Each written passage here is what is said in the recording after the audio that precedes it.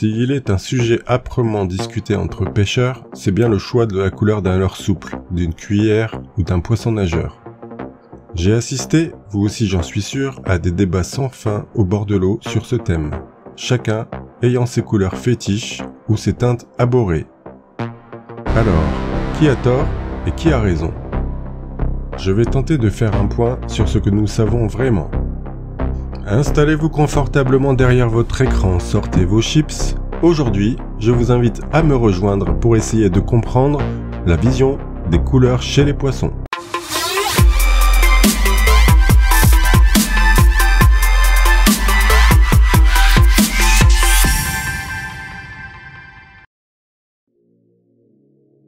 N'étant pas un scientifique, mes connaissances se limitent donc à ce que je peux lire dans certaines revues de vulgarisation, à quelques articles sérieux glanés ici ou là sur internet, ainsi qu'à mon expérience de pêcheur. Cela dit, je pense tout de même apporter quelques clarifications et surtout tordre le cou à certaines idées reçues. Voyons tout d'abord, très schématiquement, comment fonctionne la vision qui est pratiquement identique chez tous les vertébrés.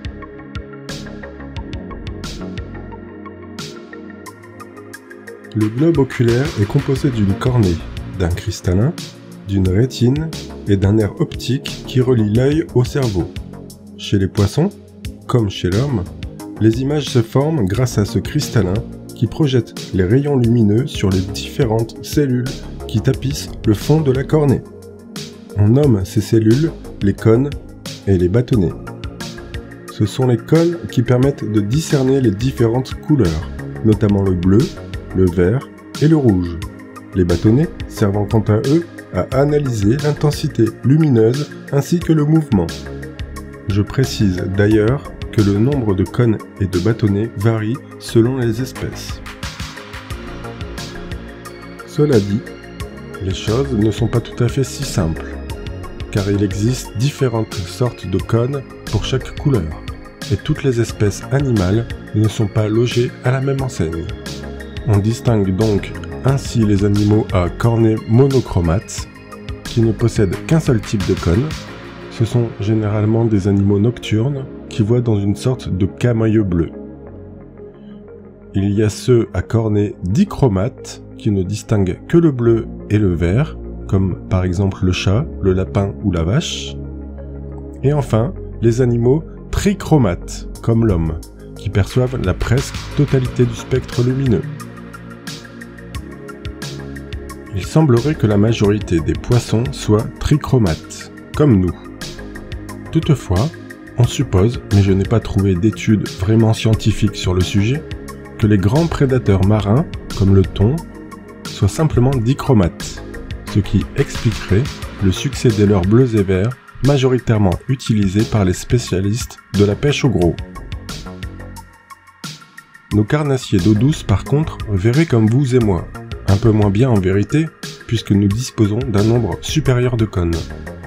Les poissons ont en revanche davantage de bâtonnets, ce qui améliore grandement leur vision nocturne ou par faible luminosité. D'autre part, leur œil fonctionne comme un objectif d'appareil photo. Il fait varier la distance focale et non comme chez nous, en déformant le cristallin. Les spécialistes s'accordent donc tous à dire que les poissons sont myopes. En gros, ils verraient très bien de près, mais assez flou de loin. Cela ne change rien à leur perception des couleurs. Par contre, les subtils détails de certains leurres doivent sans doute leur apparaître un peu brouillés. Notons au passage que certains poissons ont une membrane réfléchissante, le tapetum lucidum pour les intimes, qui reflète le moindre rayon lumineux et qui donne aux cendres, par exemple, ce regard de verre si caractéristique, que l'on retrouve aussi chez les chats et les chiens lorsqu'ils sont éclairés par les phares d'une voiture. Les poissons sont dépourvus de paupières, sauf les requins, qui ferment les yeux avant de mordre.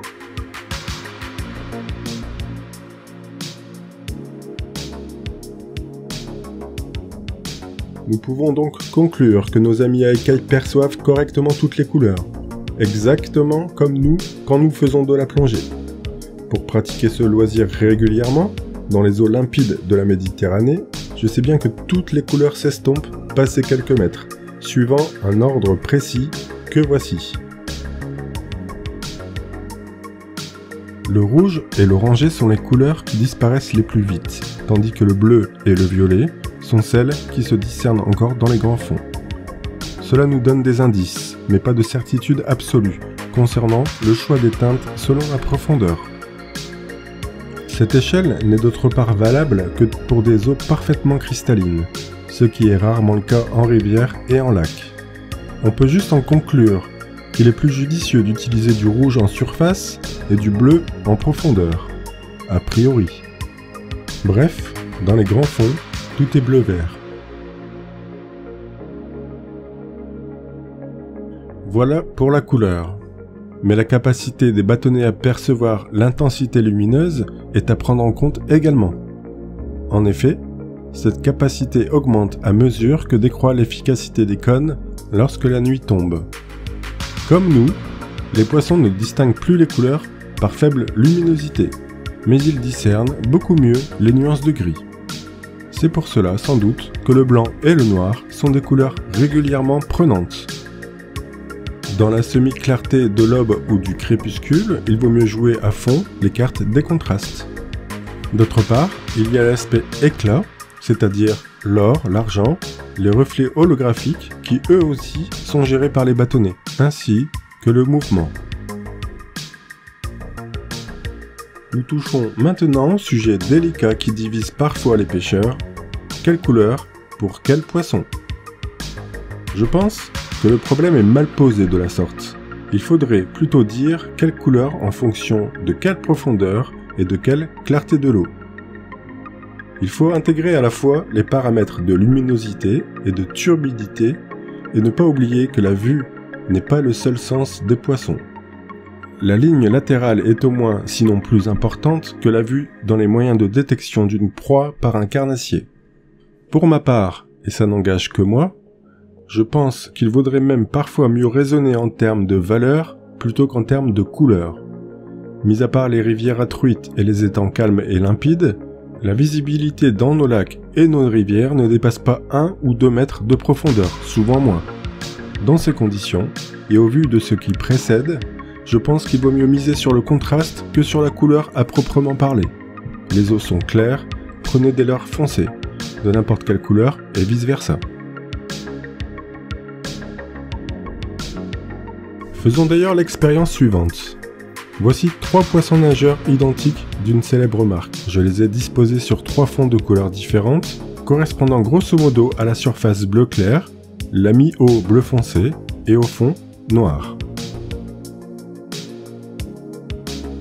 J'ai ensuite supprimé les couleurs grâce à un logiciel photo pour comparer les résultats. Et la surprise, ce ne sont pas forcément les teintes les plus flashy qui se détachent le mieux. Dans l'ensemble, c'est assez uniforme, mais on note 2 choses importantes. Le rouge émet plus de lumière que le jaune, j'aurais pensé le contraire. Et le bleu se détache bien sur fond clair, donc par faible profondeur, ce qui ne contredit pas la théorie du coefficient de pénétration de la lumière dans l'eau, mais qui montre qu'on peut tout à fait pêcher bleu en haut et rouge en bas, surtout si c'est du rouge fluo.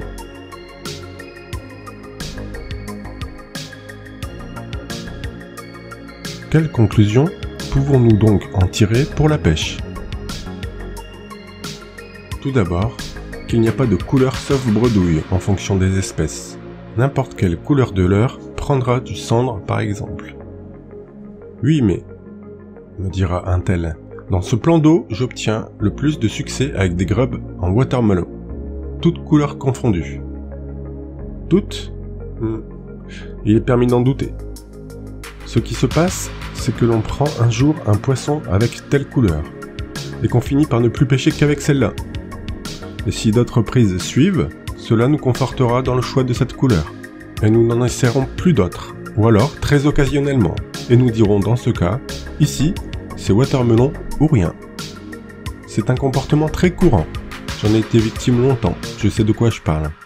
En fait, il faut souvent changer de couleur et de valeur, mais c'est plus dur à apprécier, en cours de pêche, afin de ne pas passer à côté de la couleur du jour. Car c'est un fait, s'il y a des couleurs régulièrement prenantes, il ne faut pas hésiter à varier les propositions et les leurres. Ensuite, et surtout en power fishing, et face à des poissons actifs, ne pas hésiter à jouer à la carte de la provocation. Évitez le naturel. Il faut déclencher l'attaque en énervant le poisson, pas en essayant de le tromper.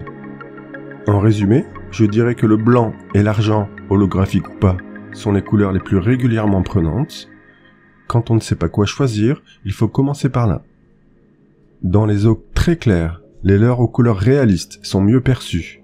Mais seront-ils plus efficaces que des couleurs flashouilles? Rien n'est moins sûr, surtout face à des poissons agressifs comme je viens de le dire. Je sais par expérience que c'est la situation où l'influence de la couleur est la moins tranchée. Tout peut marcher comme tout peut échouer. Pardonnez-moi cette réponse de Normand, mais je ne peux vraiment rien affirmer. En eau turbide, le noir et le fluo seront vos meilleurs alliés, surtout le noir, associé aux effets sonores et fortement vibratoires de leurres volumineux. En eau profonde, enfin, le fluo, toutes couleurs confondues, le blanc à nouveau et le phosphorescent seront les plus indiqués. Ceci dit, j'ai pris mon plus gros brochet avec une cuillère argentée holographique sous environ 5 mètres d'eau trouble. J'en ai pris un second presque aussi gros par 15 mètres de fond avec une cuillère entièrement noire qui ne devait pas se voir beaucoup.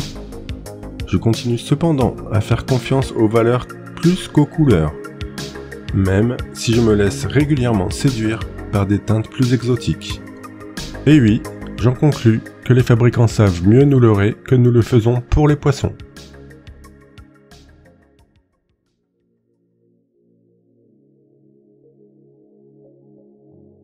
Voilà, j'espère que maintenant vous y verrez plus clair dans le choix de vos couleurs de leurre.